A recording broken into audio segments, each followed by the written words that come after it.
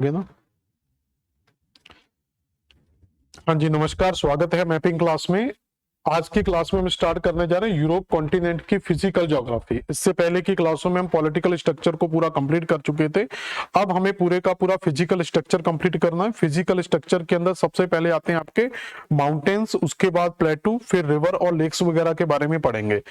Europe continent के अंदर एक चीज आपको याद रखनी है कि यूरोप कॉन्टिनेंट में सबसे ज्यादा हमें नदियां मिलती हैं और नदियों के द्वारा बनाए गए मैदान मिलते हैं। पर्वतीय क्षेत्र यहाँ पर बहुत कम मिलता है और पठार तो बिल्कुल भी नाम मात्र के मिलते हैं। तो माउंटेन्स रीजन हमें यहाँ पर मिल जाएंगे, प्लेटू रीजन यहाँ पर बहुत कम मिलता है, प्लेन रीजन यहाँ पर सबसे ज्यादा मिलता है। अगर आपके पास एटलस है, एटलस में देखेंगे पूरे का पूरा मैप आपको ग्रीन कलर में दिखाई देगा।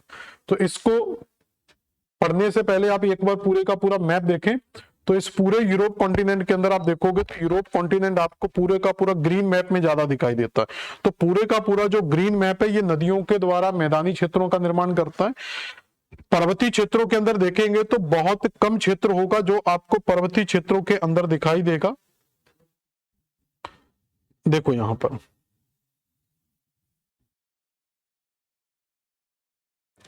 तो माउंटेन्स के अंदर जाएंगे तो यहां पर कुछ माउंटेन्स आपको दिखाई देंगे। इसके बाद इस वाले बेल्ट में थोड़े से माउंटेन्स आपको मिल जाएंगे। ये अफ्रीका कॉन्टिनेंट है, यहां अभी नहीं पढ़ना है। ये वाले बेल्ट में आपको थोड़ा सा माउंटेन एरिया मिल जाएगा यहां पर। तो ये दक्षिणी भाग में कुछ माउंटेन मिल जाते हैं, उत्तरी भाग में लगभग पूरे का पूरा ग्रीन एरिया मिलता है।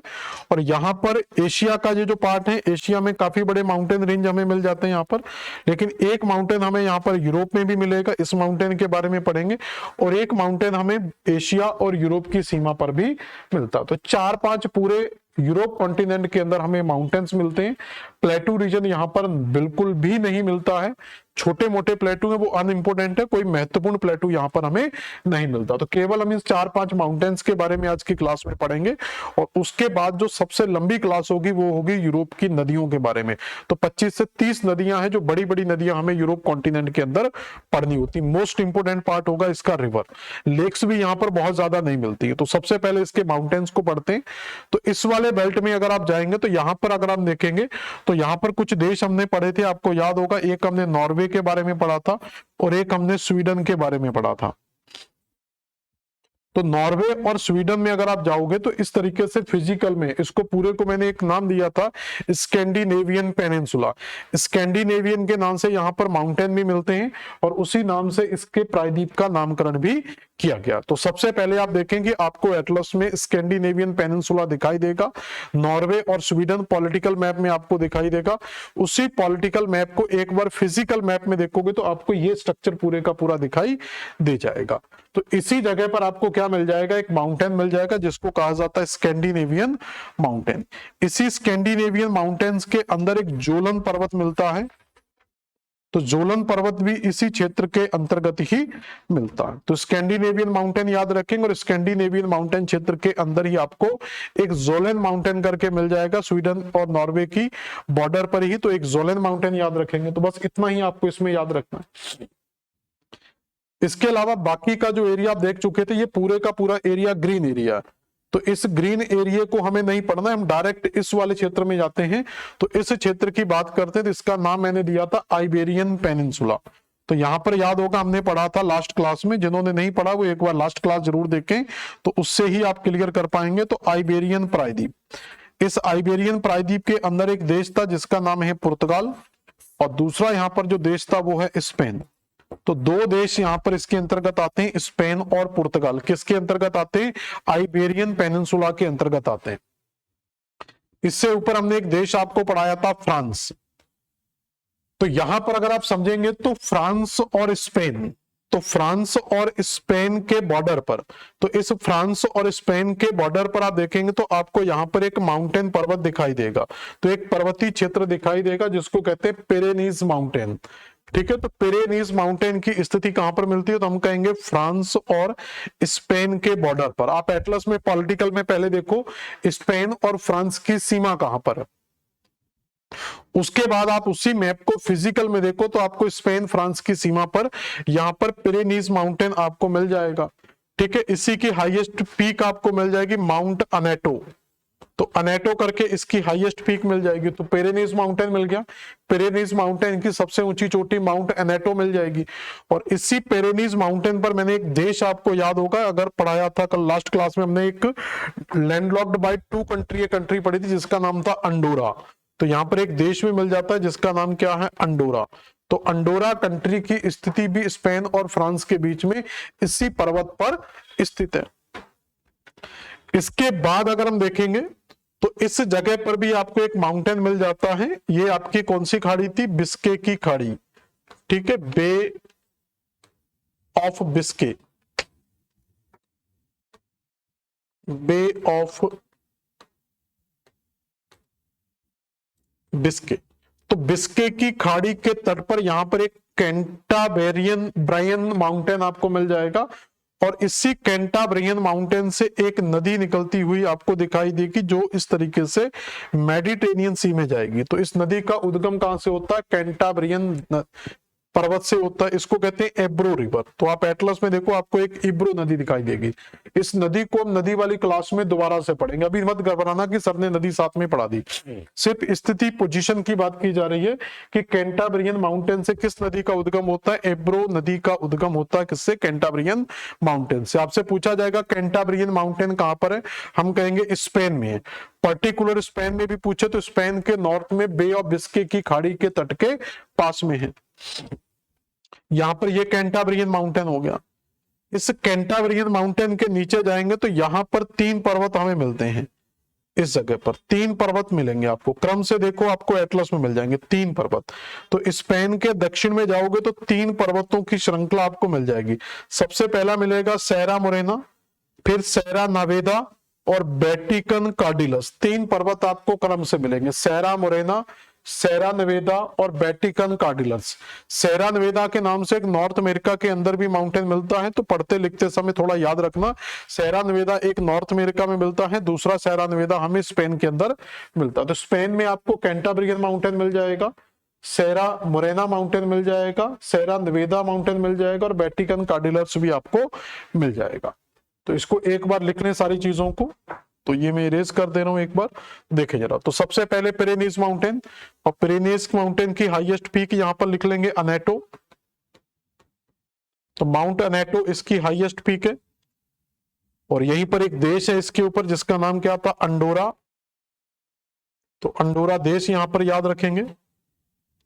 इसके बाद यहां पर कैंटाब्रियन माउंटेन, और इसी कैंटाब्रियन माउंटेन से किस नदी का उद्गम होता है, हम कहेंगे एब्रो नदी का उद्गम होता है।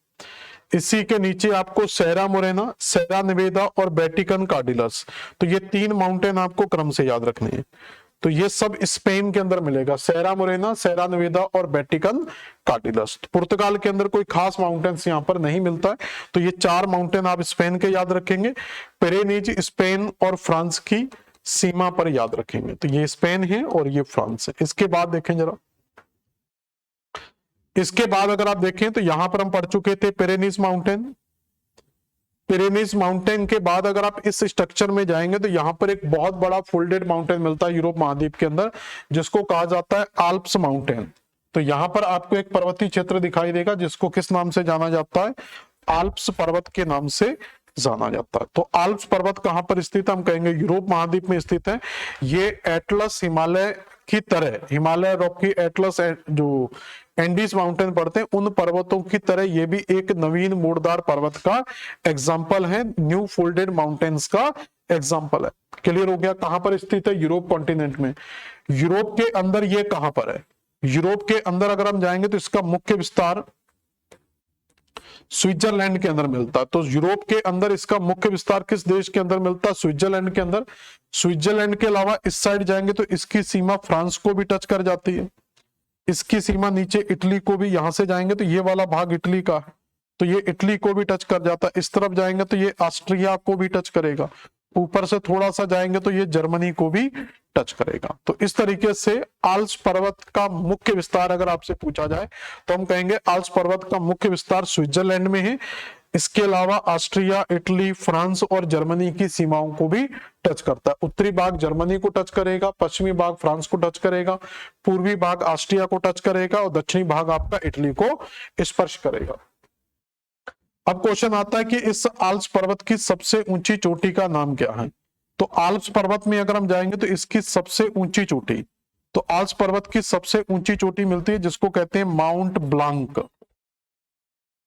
तो आल्प्स पर्वत की सबसे ऊंची चोटी अगर आपसे पूछा जाए तो इसका नाम क्या, माउंट ब्लांक।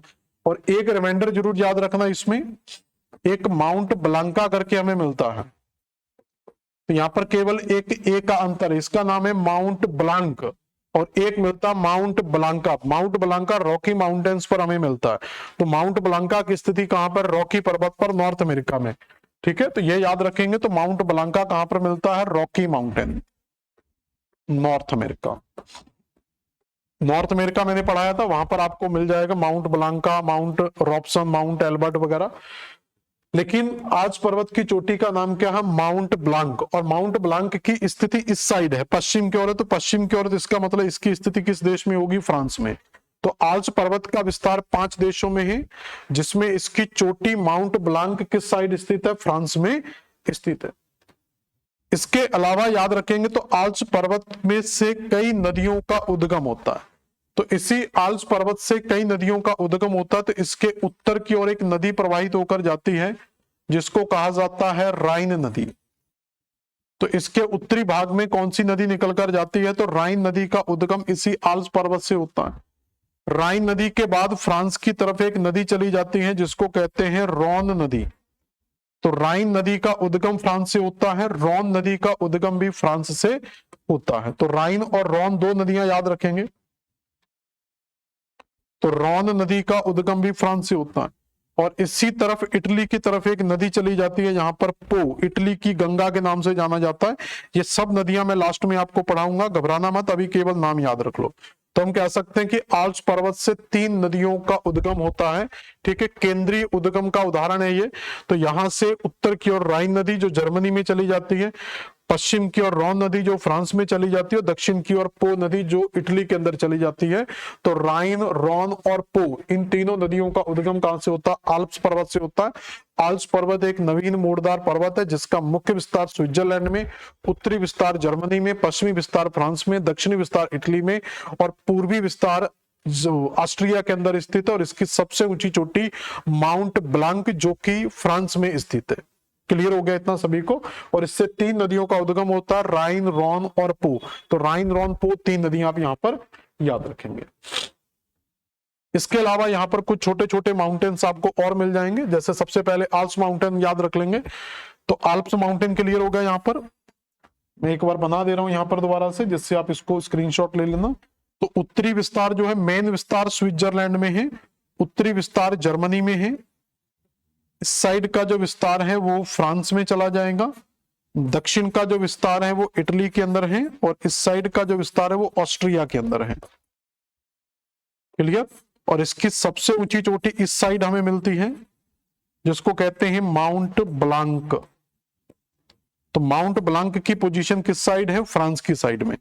और आल्प्स पर्वत क्या है, एक नवीन मोड़दार पर्वत है। इसी पर्वत से एक नदी यहां से निकल कर जाती है, इस साइड में, इस डायरेक्शन में फ्लो करती है, इसको कहते हैं राइन नदी, राइन रिवर। और इस साइड जो नदी निकल कर जा रही थी इसका नाम क्या था, रॉन नदी। और नीचे की तरफ जो नदी निकल कर जा रही थी इसका नाम क्या था, पो नदी। इसके ऊपर ही एक जूरा माउंटेन हमें मिल जाता है, इसके ऊपर ही आपको ब्लैक फॉरेस्ट और वॉसजेस, ये थोड़े से इस साइड बन गए, मैं काटकर यहां पर लिख दे रहा हूं। ठीक है, थोड़े से उधर चलेंगे हैं, सरक गया। तो यहां पर वॉसजेस माउंटेन मिलता है। तो राइन नदी के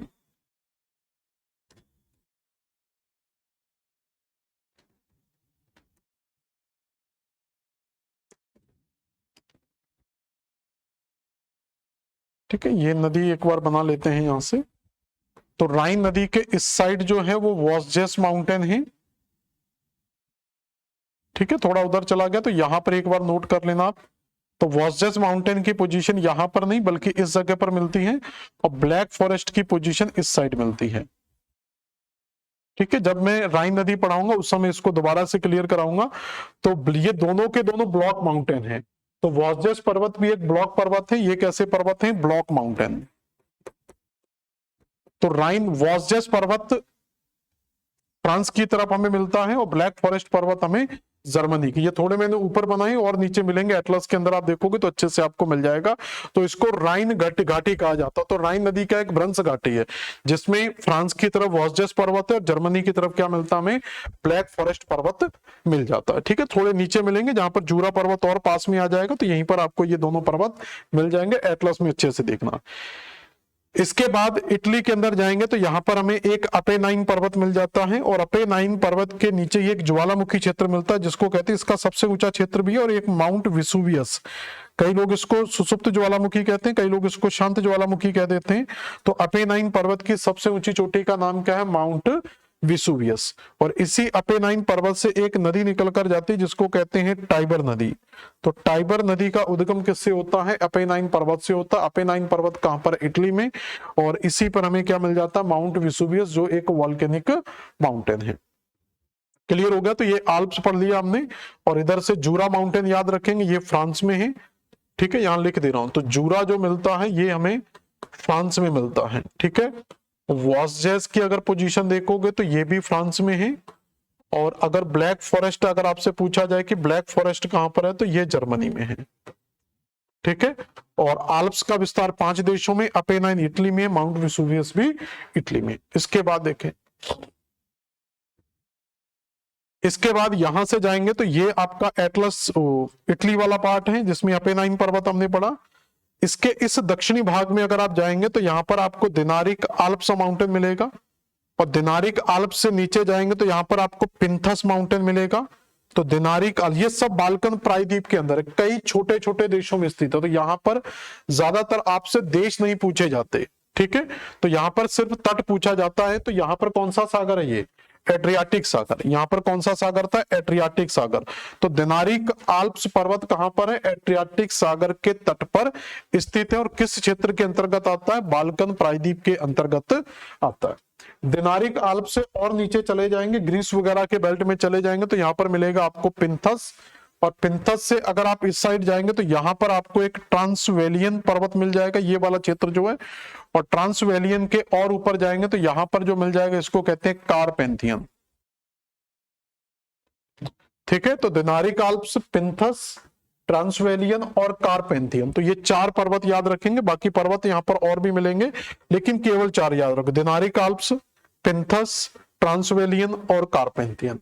तो ये 4 पर्वत आपको किसके अंतर्गत याद रखने हैं, तो ये हमें 4 पर्वत याद रखने हैं बाल्कन प्रायद्वीप के अंतर्गत। और यहां पर एक टाट्रा माउंटेन करके मिलेगा, थोड़ा सा ऊपर जाएंगे तो ये फ्रांस की सीमा के साथ चला जाता है, टाट्रा माउंटेन्स। तो यहां पर आपको एक टाट्रा माउंटेन्स करके भी मिल जाएगा।